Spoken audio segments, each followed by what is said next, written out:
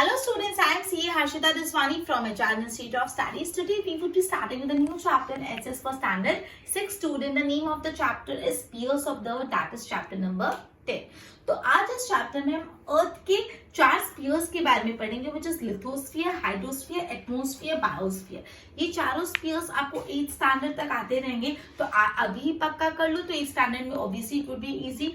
तो this is the foundation, तो make it strong, right. चलो, तो पहले हम इंट्रोडक्शन रीड करते हैं।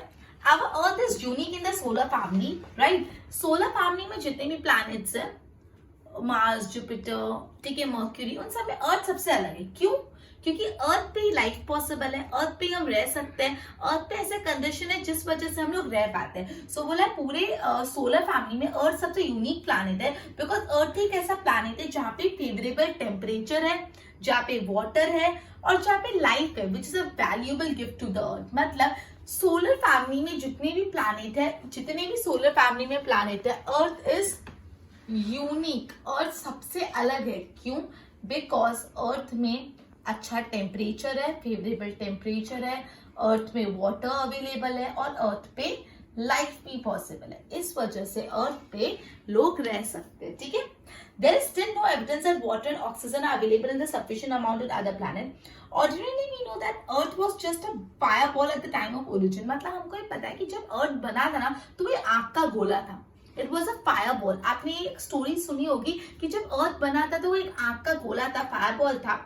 जैसे ही फायरबॉल ठंडा हुआ ना, so it later transform into matters respectively like solid and liquid. मतलब बोला है कि जो आग का गोला जब ठंडा हुआ तो कुछ कुछ कंपोनेंट्स लिक्विड में कन्वर्ट हो गए, कुछ कुछ कंपोनेंट सॉलिड में कन्वर्ट हो गए।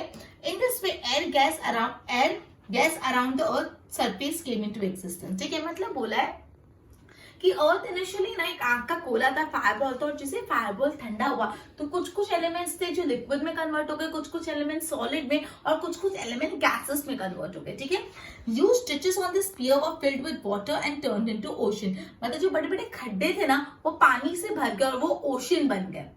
Thus the exact form of the earth was created। और इस तरह से अर्थ क्रिएट हुआ। तो पहले तो आपको बोला है कि अर्थ अपना यूनिक प्लैनेट है पूरे सोलर फैमिली में से, क्योंकि अर्थ में ही फेवरेबल टेम्परेचर है, अर्थ में ही पानी और अर्थ में ही लाइफ पॉसिबल है। क्लियर?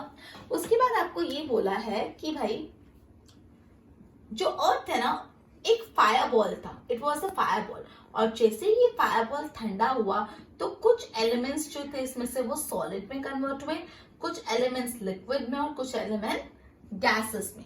और जो बड़े बड़े डिचेस थे, खड्डे थे, ह्यूज डिचेस थे, ये ह्यूज डिचेस में भर गया पानी और फिर उससे ये ह्यूज डिचेस क्या बन गए? ओशन, है ना। और इस तरह से जो आज अर्थ का फॉर्म है वो बना। ठीक है, ये इंट्रोडक्शन था। अब अर्थ के 4 मेजर स्फीयर है। कौन से स्फीयर है स्टूडेंट्स? बहुत इंटरेस्टिंग है। Lithosphere, hydrosphere, atmosphere, biosphere. इसको अभी के अभी पक्का कर लो, ये तुम्हारा पीछे छोड़ेगा नहीं लाइफ टाइम, एंड ये आना ही चाहिए, बहुत easy and again interesting.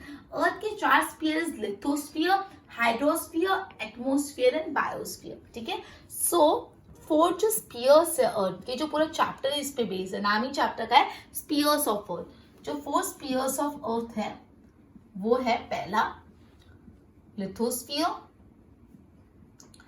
second one is hydrosphere, third one is atmosphere, and fourth one is biosphere। ठीक है, ये 4 स्पीयर्स ऑफ द अर्थ है, राइट। तो सबसे पहले हम पढ़ते हैं अबाउट लिथोस्फीयर। ठीक है, सो एक बार मैं इसको रैप कर लेती हूँ इस पार्ट को, फिर मैं फ्रेश स्टार्ट लेती हूँ। यहाँ पे मेरे पास जगह की कमी है इसलिए। तो हम सबसे पहला फर्स्ट स्फीयर ऑफ द अर्थ पढ़े जो है लिथोस्फीयर। बहुत ही ध्यान से अभी इस चीज को देखना। देखो, तो जो upper layer of the earth surface is generally made up of soil and solid matters.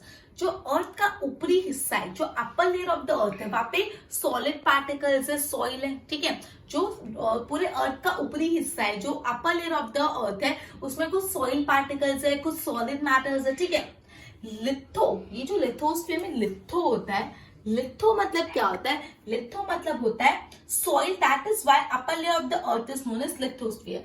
Litho मतलब होता है सॉइल। मैंने आपको बताया जो upper layer of the earth है वो पूरा सॉइल से कवर है या रॉक पार्टिकल से कवर है या सॉलिड पार्टिकल से कवर है, और लिथो मतलब होता है सॉइल और अपर लेयर सॉइल से कवर है, इसलिए जो upper layer of the earth surface है उसको हम लोग बोलते हैं लिथोस्फीयर। मतलब पूरे अर्थ का जो ऊपरी हिस्सा है अपर मोस्ट लेयर है उसको बोलते हैं लिथोस्फीयर, बिकॉज वो सॉइल और सॉलिड पार्टिकल से कवर्ड है, और लिथो मतलब होता है सॉइल। ठीक है, as this layer is also made up of rocks and solid matter, it is called rock sphere या solid sphere। ये जो लिथोस्फीयर में कुछ रॉक मैटर्स है एंड सॉलिड मैटर्स है ना, सॉलिड मैटर्स है, इसलिए लिथोस्फीयर के दो दूसरे नाम भी है, rock sphere and solid sphere. मतलब बोला है कि लिथोस्फीयर में बहुत ज्यादा सॉलिड मैटर होता है, रॉक मैटर होता है, इसलिए लिथोस्फीयर को हम लोग रॉक स्फीयर भी बोलते हैं या तो सॉलिड स्फीयर भी बोलते हैं। तो आपको पूछ सकते हैं why lithosphere is called rock sphere and solid sphere. अब उसका एरिया और फॉर्मेशन बताया, just give me a minute. Okay, so upper layer of the earth crust is approximately 64 to 100 kilometre thick. ये जो लिथोस्फीयर ना वो 64 से 100 किलोमीटर मोटा है। Light matters like aluminium and silica are found in this layer. This layer is thin in the deep sea. Lithosphere पूरे earth surface का 29% है, मतलब पूरे अर्थ सरफेस में 29% लिथोस्फीयर है। ठीक है, अब लिथोस्फीयर में कौन कौन से लैंडफॉर्म्स होते हैं? माउंटेन्स है, प्लेटूज है, प्लेन्स है, ये सारी चीजें होती है लिथोस्फीयर में। As we go depth in lithosphere, as we go depth of lithosphere the temperature increases. जैसे लिथोस्फीयर के अंदर जाते जाके टेम्परेचर बढ़ता जाएगा। मतलब सबसे पहले तो आपको ये ध्यान रखना है कि 64 से 100 किलोमीटर का लिथोस्फीयर है, 64 से 100 किलोमीटर। यहाँ पे कौन कौन से मेटल्स मिलते हैं आपको? यहाँ पे आपको मिलेगा लाइक एल्यूमिनियम मिल जाता है, सिलिका मिल जाता है, ये सारी चीजें मिलती है। ठीक है, टोटल अर्थ सरफेस में 29% जो है ना वो लिथोस्फीयर है। ठीक है, उसके बाद कौन कौन से लैंडफॉर्म्स लिथोस्फीयर पे फाउंड किए जाते हैं? माउंटेन्स, प्लेन्स, प्लेटूज, ये सारे लैंडफॉर्म्स, वैलीज, ये सारे लैंडफॉर्म फाइंड किए जाते हैं। और जैसे ही आप लिथोस्फीयर की गहराई में जाओगे, डेप्थ ऑफ लिथोस्फीयर में जाओगे, तो क्या होगा? टेम्परेचर इंक्रीज होगा। ठीक है, सो अपन ने पढ़ा कि जो अब 2 पैराग्राफ पढ़े, एक बार रिवाइज कर ले। तो बोला है जो upper layer of the earth है वहां पे सॉइल और कुछ सॉलिड पार्टिकल्स है। लिथो मतलब सॉइल होता है, इसलिए अपर लेयर ऑफ द अर्थ को हम लोग बोलते हैं लिथोस्फीयर। जो लिथोस्फीयर है उसमें बहुत ज्यादा सॉलिड मैटर है, बहुत रॉक मैटर है, इसलिए लिथोस्फीयर को हम रॉक स्फीयर या तो सॉलिड स्फीयर भी बोलते हैं। 64 से 100 किलोमीटर जितना थिक है लिथोस्फीयर, पूरे अर्थ सरफेस का 29% लिथोस्फीयर है। और यहाँ पे माउंटेन, प्लेन्स, प्लेटू, ये सारे लैंडफॉर्म्स मिलते हैं। और जितना आप लिथोस्फीयर के डेप्थ में जाओगे टेम्परेचर बढ़ता जाएगा। Clear? Okay, on moving towards the depth, generally पर kilometer 30 degree Celsius temperature increases. मतलब अब मैंने आपको बताया, आप जैसे डेप्थ में जाओगे टेम्परेचर बढ़ेगा, तो आप 1 किलोमीटर डेप्थ में जाओगे ना तो 30 डिग्री टेम्परेचर बढ़ जाएगा। 2 किलोमीटर में 60 डिग्री, मतलब जितना लिथोस्फीयर की गहराई में जाओगे हर 1 किलोमीटर का 30 डिग्री टेम्परेचर का इंक्रीमेंट हो जाएगा।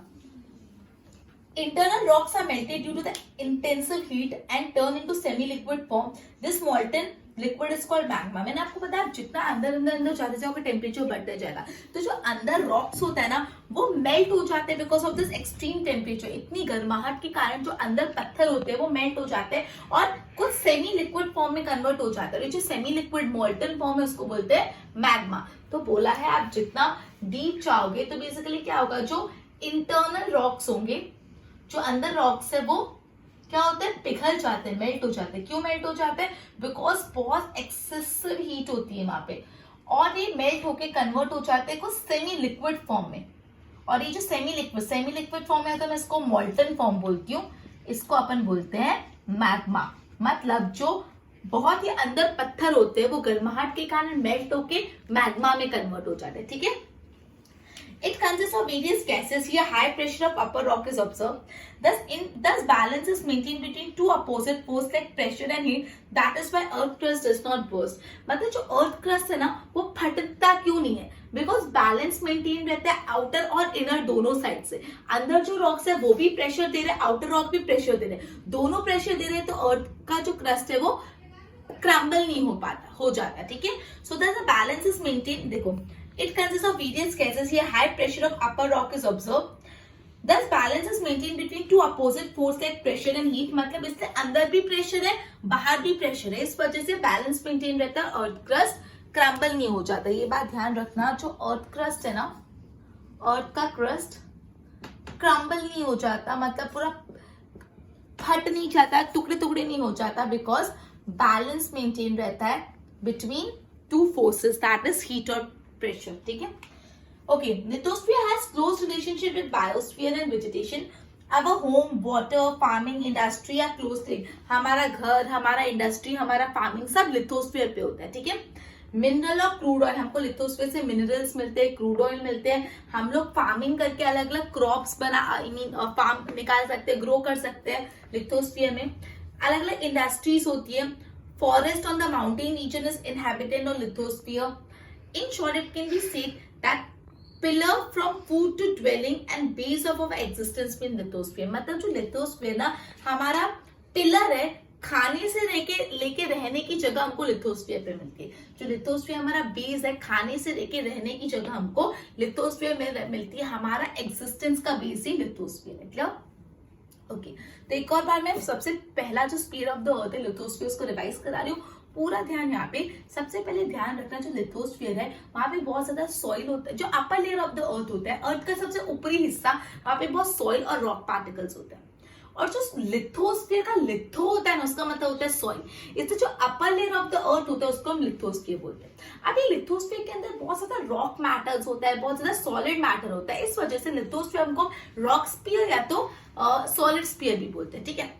अब ये ध्यान रखना, जो लिथोस्फीयर ना वो 64 से 100 किलोमीटर थिक है। लिथोस्फीयर पूरे अर्थ सरफेस का कितना परसेंट है? 29%। लिथोस्फीयर में अलग अलग लैंडफॉर्म्स मिलते हैं, लेकिन लाइक प्लेन, प्लाटूज, ये सारी वैलीज, रिवर, हाँ ये सारी चीज, ठीक है। ओके, और आप जितना गहरा जाओगे लिथोस्फीयर में टेम्परेचर क्या होगा? बढ़ेगा कि घटेगा? बढ़ेगा। अब जितना डीप लिथोस्फीयर में जाते जाओगे टेम्परेचर बढ़ेगा, मतलब हर 1 किलोमीटर डीप जाने में 30 डिग्री सेल्सियस टेम्परेचर बढ़ेगा। और जब आप एकदम इंटरनल रॉक्स में पहुंच जाते हो ना, तो वहां पे तो इतना सारा हीट और प्रेशर होता है कि जो रॉक होता है वो मेल्ट होके एक सेमी लिक्विड फॉर्म में कन्वर्ट हो जाता है। और जो सेमी लिक्विड फॉर्म है तो मोल्टन फॉर्म होता है। ओके, तो हर 1 किलोमीटर डीप जाने में 30 डिग्री टेम्परेचर बढ़ जाता है। मैग्मा के बारे में अपन ने पढ़ा। और ये जो आउटर, एक्सटर्नल और इंटरनल प्रेशर के कारण बैलेंस मेंटेन रहता है और ये अर्थ क्रस्ट क्रम्बल नहीं हो पाता। उसके बाद मैंने बताया यहाँ पे बहुत ज्यादा मिनरल्स मिलते हैं, यहाँ पे क्रॉप्स ग्रो होते हैं, फॉरेस्ट होता है। और इस वजह से हम बोला जाता है कि जो लिथोस्फीयर है वो पिलर है, रहने से खाने की जगह हमको लिथोस्फीयर पे मिलती है, ठीक है। ओके, अब नेक्स्ट स्फीयर है हाइड्रोस्फीयर, लेकिन वो स्फीयर हम नेक्स्ट सेशन में लेंगे। इस सेशन में मैं आपको कुछ सवाल पूछूंगी and you need to answer me. और if you have given correct answers, well done students, आपने बहुत अच्छे से वीडियो देखी। बट इफ आंसर्स करेक्ट नहीं हो तो student just review the video once again और अच्छे से उसको देखो, ठीक है। सो पहले आज अपन ने थोड़ा इंट्रोडक्टरी पार्ट देखा और लिथोस्फीयर में स्फीयर्स ऑफ अर्थ में सिर्फ लिथोस्फीयर पढ़ा, ठीक है। तो चलो मैं आपसे कुछ सवाल पूछ लेती हूँ।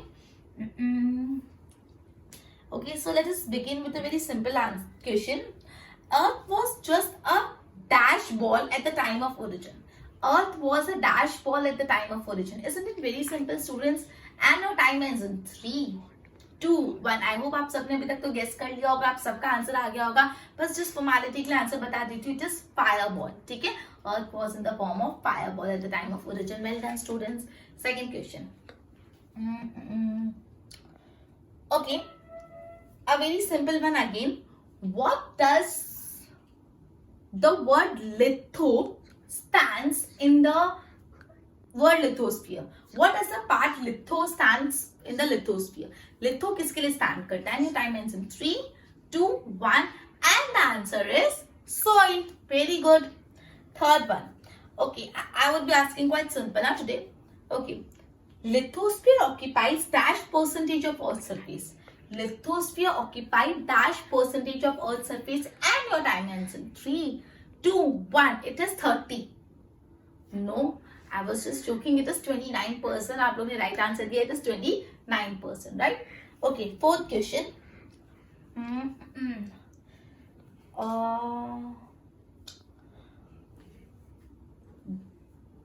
Internal rocks which are melted due to the intensive heat turn into a semi-liquid form, and the semi-liquid form is known as dash.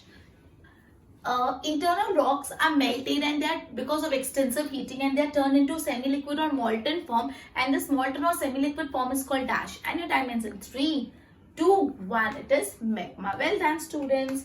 So the last question of the day. Okay, let's keep it simple.